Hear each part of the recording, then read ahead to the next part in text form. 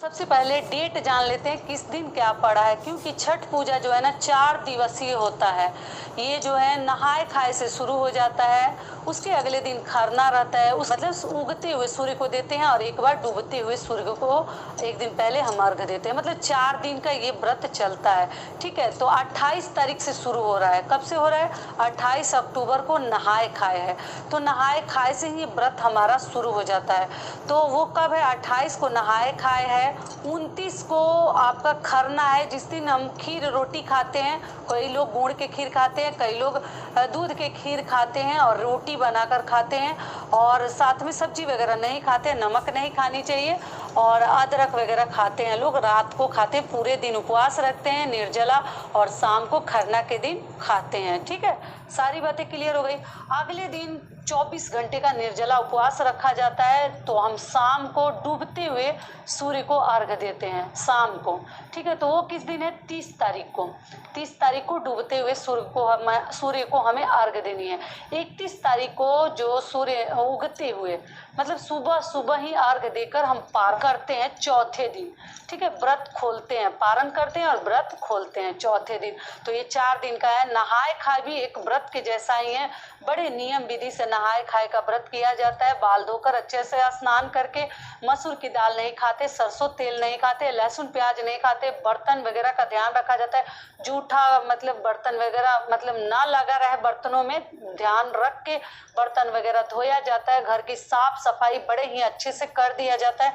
जिस जगह पे आप नहीं कर रहे हैं उस जगह पे आप लोग गंगा जल का छिड़काव कर दीजिएगा। ठीक है, मान लीजिए आप अस्वस्थ है, बीमार है, किसी कारणवश ऑपरेशन हुआ है, बहुत सारे आदमी के साथ प्रॉब्लम्स रहते हैं, तो आप लोग इस प्रकार से भी करके छठ पूजा कर सकते हैं। लेकिन साफ सफाई का इसमें थोड़ा सा बहुत नियम धर्म है, क्योंकि छठ पूजा का मुझे लगता है कि हर व्रत से अधिक ना इस पूजा से आदमी को डर लगता है। छठ पूजा का बड़ा ही ध्यान से करना पड़ता है, और किसी के साथ बुरा व्यवहार नहीं किया जाता, नहीं तो इसका जो हंस रहा है ना और दोष है ना आपको तुरंत देखने को मिल जाता है।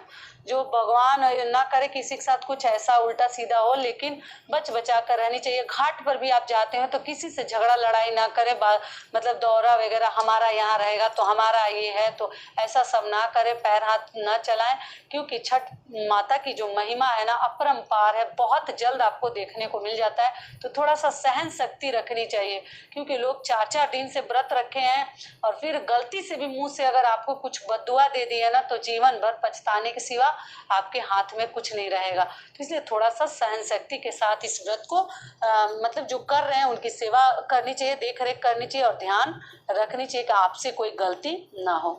ठीक है, तो नहाए खाए के दिन हम अच्छे से पहले साफ सफाई करके और पूजा अर्चना करके बाल धोकर स्नान कर लिया जाता है। अगर और लहसुन प्याज हम दिवाली के बाद ही, जिनके यहाँ छठ होता है वो छोड़ देते हैं, नहीं खाते हैं, और कई लोग हैं कि पूरे कार्तिक मास लहसुन प्याज नहीं खाते हैं। तो आप बाल धोकर नहाकर और चने की दाल, लौकी की सब्जी और अरवा चावल का मतलब भात खाते हैं। कच्चा चावल जिसको बोलते हैं, जैसे बॉइल्ड राइस आपको नहीं खानी है। समझ में आ गया पूरी बातें? और खाकर हम व्रत रखते हैं, मतलब पूरे दिन फिर नहीं खाते, एक बार ही खाते हैं। दोपहर में अच्छे से 11-12 बजे घी में बना हुआ भोजन करते हैं। अगर मान लीजिए घी आपके पास नहीं है तो आप बादाम के तेल में, सूर्यमुखी के तेल में भी अपने बजट के अनुसार आप लोग देख लीजिएगा। लेकिन सरसों तेल नहीं लिया जाता, मसूर की दाल नहीं खाया जाता, ठीक है, बैगन वगैरह नहीं खाया जाता, लौकी की सब्जी खाते हैं और चने की दाल का ही महत्व है। तो नहाए खाए हो गया, और फिर शाम को अपना नॉर्मल आप जो खाती हैं वो खा सकती हैं। लहसुन प्याज नहीं डालनी है और जो सब्जियां बताई वो सब नहीं खानी है। तेल शाम को भी नहीं खानी है, आप देख लीजिएगा। ठीक है, घी में बना हुआ भोजन करते हैं। अगले दिन जो है खरना है, तो पूरे दिन हम व्रत रखेंगे और शाम को जो है आम के लकड़ी पे पहले भोजन बनता था। आम के लकड़ी पे जैसे गुड़ का खीर और रोटी में घी लगाकर वही खाया जाता था। पहले माता को चढ़ाया जाता है, छठ मैया को 6 जगह चढ़ाते हैं। सबके यहाँ का थोड़ा सा नियम अलग है, आप अपने घर का भी नियम विधि देख लीजिएगा।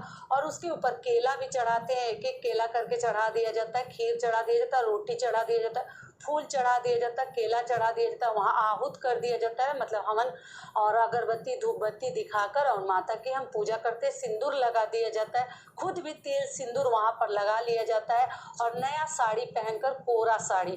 कई लोग हैं कि 2 साड़ी से छठ पूजा उठाते हैं, ठीक है, एक खरना के दिन पहनते हैं और एक जो है शाम के अर्घ में पहनते हैं। तो आप देख लीजिएगा, और कई लोग हैं जैसे एक साड़ी से ही करते हैं, तो मैं तो एक ही साड़ी से करती हूँ, उसको धो लेती हूँ। तो साड़ी को जब जूठा हो जाता है तो धो देती हूँ, लेकिन मैं 2 साड़ी से नहीं करती हूँ, एक ही साड़ी से करती हूँ। आप लोग देख लीजिएगा, अगर 2 से उठाना है तो 2 से भी उठा सकते हैं, एक से करनी है तो एक से भी कर सकते हैं। पहली बार उठानी है तो इस बार आप लोग उठा सकते हैं, ठीक है। सारी बातें समझ में आ गई और फिर हम वहीं पर बैठकर भोजन करते हैं और प्रसाद ग्रहण करते हैं, आसपास के लोगों को देते हैं और खुद भी खाते हैं। ये भी क्लियर हो गया। आप चाहे तो देखिए, 2 छठ है तो एक बड़ी छठ बोलते हैं, एक छोटी छठ बोलते हैं। तो आप चाहे तो केवल बड़ी छठ ही उठा सकते हैं, खरना कई लोग नहीं करते हैं। तो अगर आपके सामर्थ्य में जितना आपसे हो सके वही कीजिएगा। तो आप चाहे तो केवल एक जो बड़ी छठ है जो हम शाम को अर्घ देते हैं उसी का व्रत उठा सकते हैं। खरना का आप देख लीजिएगा, दोनों करना चाहती है तो दोनों कर सकते हैं, चाहे तो एक भी उठा सकते हैं, क्योंकि आजकल लड़कियों से इतना सब आजकल की लड़कियां से नहीं हो पा रहा है और बीमार भी लोग पड़ जा रहे हैं। तो देख लीजिएगा, ठीक है, सहन शक्ति हो तो दोनों कर सकते हैं, सहने की क्षमता हो, 2-2 दिन पानी के बिना रहना थोड़ा सा मुश्किल है, ये व्रत इतना आसान नहीं है। ये भी हो गया। अगले दिन हम क्या करते हैं, फिर व्रत रखते हैं, 24 घंटे का निर्जला उपवास रखते हैं और शाम को हम जाते हैं डूबते हुए सूर्य को अर्घ देते हैं। फल फ्रूट मिठाई ठेकुआ, मिठाई नहीं ठेकुआ और जो ही मतलब अदरक हल्दी बहुत सारी चीज़ें कैसे डाला सजाते हैं उसके लिए वीडियो मेरे चैनल पे है, आप लोग चाहे तो चेकआउट कर सकते हैं। आप लोग को बहुत अधिक लाभ मिलेगा, प्लेलिस्ट है छठ पूजा का, ठीक है, आप लोग देख सकते हैं।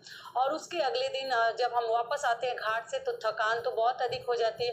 कई लोग कोसी भी भरते हैं, अगर आपके नया कुछ कार्य हुआ है तो हम कोसी भी भरते हैं। जैसे जोड़ा कोसी भरते हैं तो 24 ऊख लेते हैं और कई लोग हैं जैसे कि एक ही भरते हैं कोसी तो 12 का लेते हैं, 12 की संख्या में। और कई लोग हैं एक कोसी का मतलब हुआ 6 ईख और हमारे यहाँ एक कोसी का मतलब हुआ 12 ईख। तो आप देख लीजिएगा, और डबल का मतलब हुआ जोड़ा का 24 और जो 6 का करते हैं उनका तो 12 हुआ। तो आपके यहाँ कोसी 6 ईख से भरा जाता है कि आपके यहाँ 12 से भरा जाता है, तो वो भी आप लोग देख लीजिएगा। कुछ भी नया आपके घर में कुछ प्रोग्राम हुआ है, मतलब शादी विवाह बच्चे का जन्म, तो उस साल हम कोसी भरते हैं। लेकिन कोई प्रेग्नेंट लेडीज घर में उस साल प्रेग्नेंट है तो उस साल हम कोसी नहीं भरते हैं। घर की महिला कोई गर्भवती है तो कोसी नहीं भरा जाता है, ठीक है। सारी बातें क्लियर हो गई। तो शाम को अर्घ देकर वापस आते, फिर अगले दिन हम जाते हैं और उगते हुए सूर्य को हम अर्घ देते हैं और देने के बाद अपना पारण करते हैं, व्रत खोलते हैं। और सबसे पहले पारण में आपको मुख में क्या डालनी चाहिए, गुड़ और अदरक। गुड़ और अदरक से ही व्रत खोलते हैं, वहीं पर घाट पर ही कई लोग खोल लेते हैं और कई लोग घर आकर चाय पीते हैं। गर्म चीज़ के साथ, गर्म चीज़ों के साथ ही व्रत खोलिए, नहीं तो गला जो है फट जाता है, खराब हो जाता है, ठीक है। सारी बातें समझ में आ गई। साठी का चावल लगता है, साठी का चिवड़ा लगता है, उससे हम लड्डू बनाते हैं। आप चाहे तो फल से भी उठा सकते हैं, आप चाहे तो ठेकुआ से भी उठा सकते हैं। और कई लोग बोलते हैं दीदी नॉन वेज वाला चूल्हा है, ये है, इस प्रकार से कैसे करें। तो देखिए, छठ पूजा में भाई कहीं कोई माफ़ी नहीं है, आपको नया लेनी ही पड़ेगी। आप चाहें कि नॉन वेज वाले बर्तन में हम छठ पूजा कर लें, हम जैसे फलाहार मतलब ठेकुआ वगैरह बना लें, तो नहीं बना सकते हैं। एकदम माफ़ी नहीं है, गलती इसमें तो मतलब कहीं माफ़ी ही नहीं है, गलती कर ही नहीं सकते हैं। तो इसलिए नवरात्रि में चलो माता रानी का था तो थोड़ा बहुत मैं बताई थी कि आप लोग ऐसे शुद्ध करके बना लीजिएगा, लेकिन छठ पूजा में कहीं कोई नियम नहीं है, आपको नया लेना ही लेना है, ठीक है। नॉन वेज पे आप कुछ भी नहीं कर सकते। तो सारी बातें अभी आशा करती हूँ कि आप लोगों को सारी बातें समझ में आ गई होगी और आगे भी कोशिश करूँगी कि वीडियो दूंगी कि छठ पूजा के नियम विधि से, अगर मैं भी फ्री रहूँगी तो, क्योंकि हमारे घर भी व्रत है तो हम लोग भी बिजी हो जाते हैं ना, जो व्रत करो तो हम खुद ही बिजी रहते हैं और इतना ज़्यादा तो फिर कभी कभी आप लोग का कमेंट्स भी नहीं दे पाते और वीडियो भी समय समय पे नहीं दे पाते, तो उसके लिए माफ़ कर दीजिएगा। और अगली चीज़ क्या है कि देखिए, इसको खुले में ही किया जाता है, नियम तो यही है, कोरा साड़ी पहना जाता है, इसमें पहना हुआ धोया हुआ साड़ी वगैरह नहीं पहनते और खुले में ही ये व्रत किया जाता है। नदी सरोवर मिले तो वहीं कीजिए, अगर वो नहीं है तो छत पर भी किसी गमले में पॉट में पानी रखकर, स्विमिंग जो बच्चों का पूल आता है ना उसमें भी लोग पानी भरकर पूजा कर लेते हैं। छत पे भी आप सूर्य देव को अर्घ दे सकते हैं, सूर्य देव की ही पूजा इसमें हम करते हैं, ठीक है।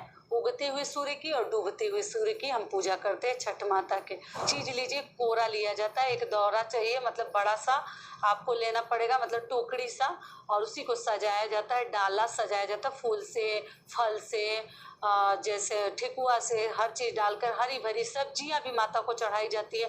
मूली हो गया आपका, जैसे पत्ते लगे हुए जटा सहित, नारियल भी छीला हुआ नहीं लेते हैं, उसमें भी जटा लगे होना चाहिए, मतलब छिलका लगा हुआ होना चाहिए, वही हम सब चढ़ाते हैं। जड़ सहित चीजें माता रानी को, छठ मैया को चढ़ाया जाता है। ठीक है, सूर्य देव को अर्घ देते हैं।